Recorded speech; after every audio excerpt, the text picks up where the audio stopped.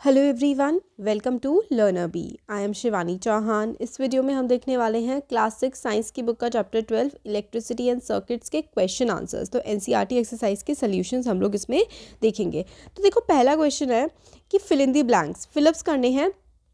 Device that is use to break an electric circuit is called, मतलब जिस device electric circuit को break करने के लिए कौन सी डिवाइस का इस्तेमाल होता है, तो इसका आंसर है स्विच का। स्विच आप बंद कर दोगे तो इलेक्ट्रिसिटी पास होना बंद हो जाएगी, ऑन कर दोगे तो इलेक्ट्रिसिटी फिर फ्लो करेगी, इलेक्ट्रिक करंट फ्लो करने लगेगा।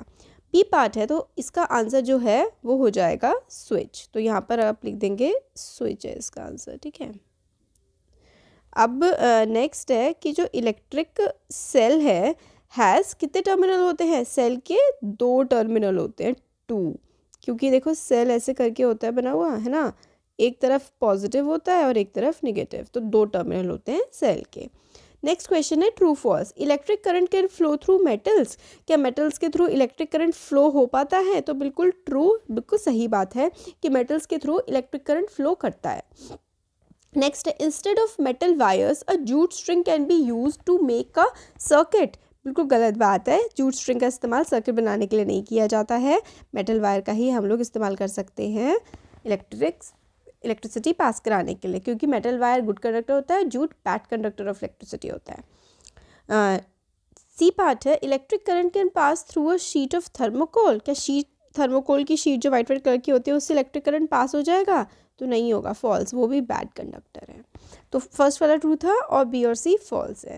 नेक्स्ट क्वेश्चन देखते हैं, explain why the bulb will not glow in the arrangement shown in the figure. तो फिगर में जो अरेंजमेंट हमें दिया गया है उसमें बल्ब ग्लो क्यों नहीं करेगा, ये बताना है। तो देखो आंसर है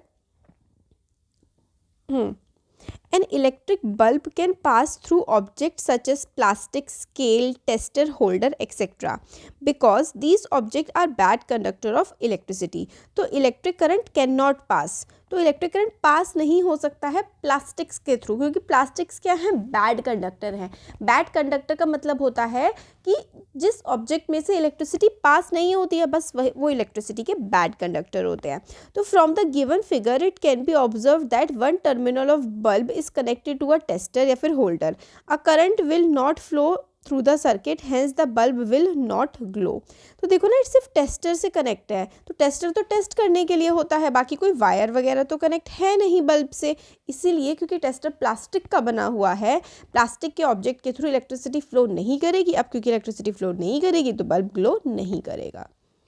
नेक्स्ट क्वेश्चन है, complete the drawing shown in figure. तो फिगर में जो ड्राइंग शोन है उसको हम लोग को कंप्लीट करना है।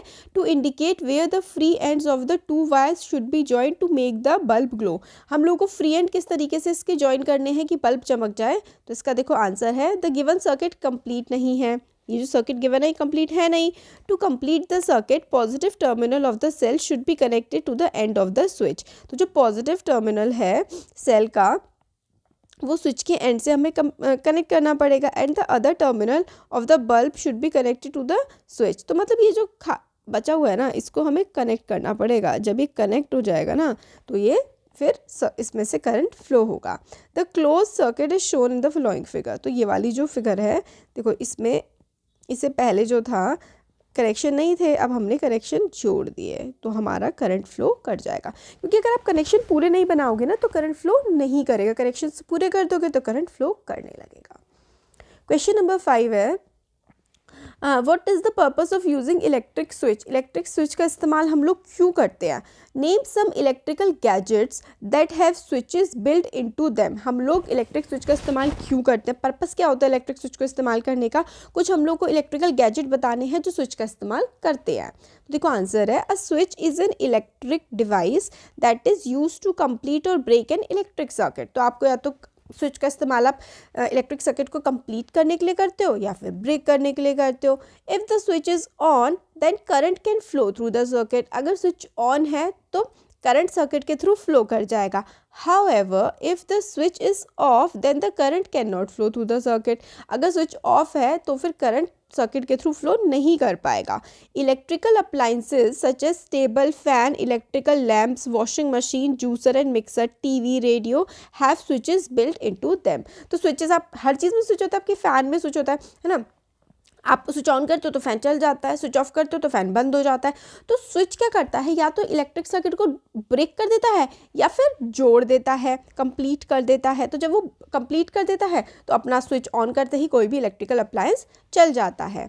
और अगर स्विच पूरा मतलब जो है पूरा हमारा सर्किट कंप्लीट नहीं है, स्विच जो है वो ब्रेक है, तो भाई इलेक्ट्रिसिटी पास नहीं होगी. और कौन कौन से टीवी, रेडियो, सब कुछ, फैन वैन सब हमारे स्विच के हेड से चलते हैं.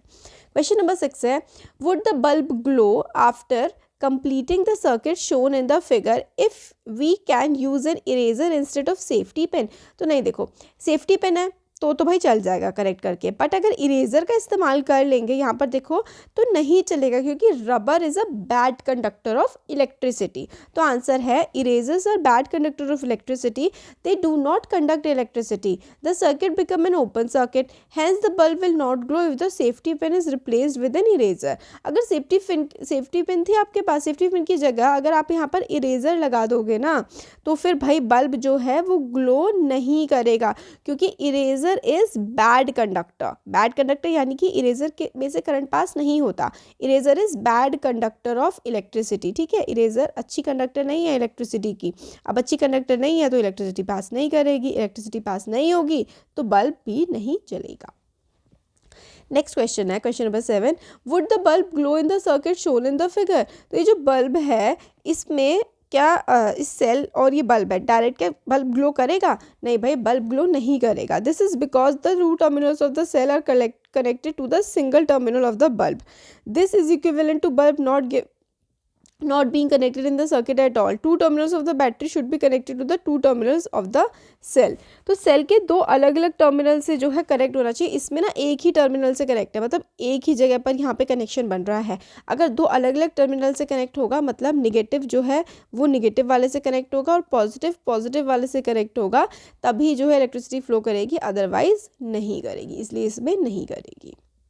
क्वेश्चन 8 है, using the conduction tester on an object, it was found that the bulb begins to glow. Is the object a conductor or a insulator? तो देखिए, अगर बल्ब ग्लो हो रहा है किसी चीज़ के लगाने की वजह से, तो इसका मतलब है वो कंडक्टर है, इलेक्ट्रिसिटी कंडक्ट कर रहा है. बल्ब ग्लो तभी तो होता है ना जब इलेक्ट्रिसिटी कंडक्ट होती है. आप इसमें कह रहे हैं कि बल्ब ग्लो कर रहा है यानी कि जल रहा है, चमक रहा है, तो भाई कंडक्टर है जो भी ऑब्जेक्ट लगाया गया है. तो when two free ends of a conductor tester are touched with an object, then the bulb of the tester would glow if the object conduct electricity. तो अगर ऑब्जेक्ट इलेक्ट्रिसिटी कंडक्ट करेगा तो जो है बल्ब ग्लो हो जाएगा. However, bulb will not glow if the object does not conduct electricity. Since the bulb glows when the tester is touched with object, the object must conduct electricity. Hence, the object is a conductor. तो object conductor है क्योंकि भाई electricity conduct हो रही है. Simple. 9th है question, why should electrician use rubber gloves while repairing an electric switch at your home? तो जो इलेक्ट्रिशियन है वो रबर का ग्लव क्यों इस्तेमाल करता है जब वो इलेक्ट्रिक स्विच को ठीक कर रहा होता है? तो इसका आंसर है, देखो रबर जो है वो बैड कंडक्टर है और फिर इसको शॉक नहीं लगेगा.